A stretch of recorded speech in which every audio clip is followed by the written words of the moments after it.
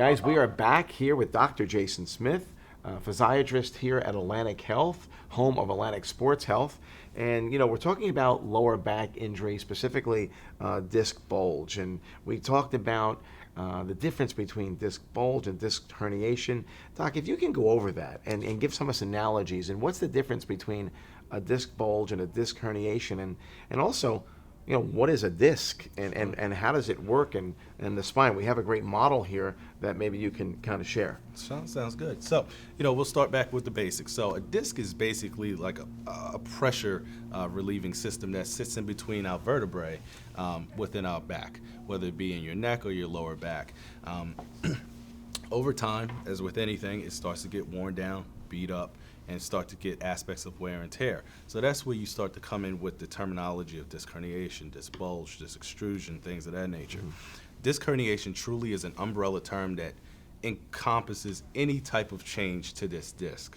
So dealing with the most minor of them is a disc bulge. A disc bulge means that the annulus fibrosis, which circles around the center of your disc, and in the center of your disc is really a gelatinous material, the nucleus pulposus. That is still intact, but you have a little bit of an outpocketing. So the example I like to tell my patients is, just pretend you're looking at a car tire and you see a little bit knuckleball right there on the car tire. Yes. The tire is still intact, but there's a weakening in the wall of the rubber. So that's similar to a disc bulge. And I love the analogy, the car tire, and here's why.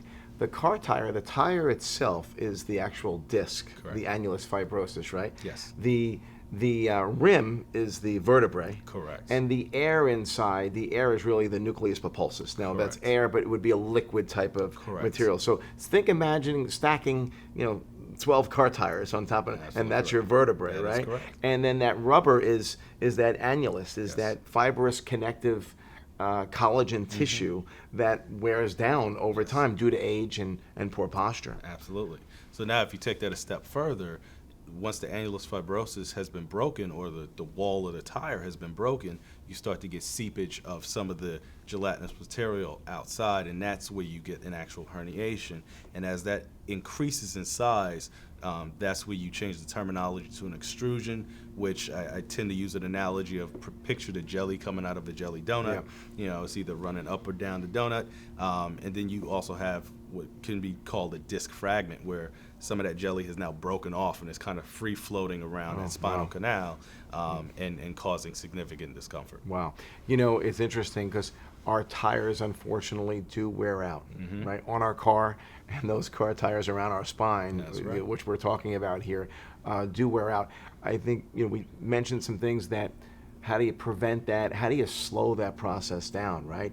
Core stiffening, core strengthening, stretching, Correct. keeping the resiliency of the spine. Why don't you share a few things that you recommend your patients? Sure. So, sticking to our analogy subject of automobiles, talking about core strengthening, I usually compare a patient's core to like the roll cage in a car, where if you have a car that's just flimsy, God forbid it was to turn over, everything is rolling around it, it's torn apart, it's really traumatic. Whereas in the sports cars that really have that iron case around it, people can flip around in it and walk away with just a couple of scratches, and so that's very similar. So, core stability in every patient is key. Doesn't matter how big or how small you are.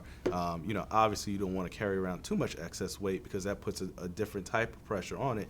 But you can be 120 pounds, have a weak core, and have a horrible back. Right. Right. I've also seen, individuals who may have been a little stockier than others, but their core is tight and they may have some back discomfort, but overall it's easier to help those patients. Sure. Because their back isn't in as bad as position.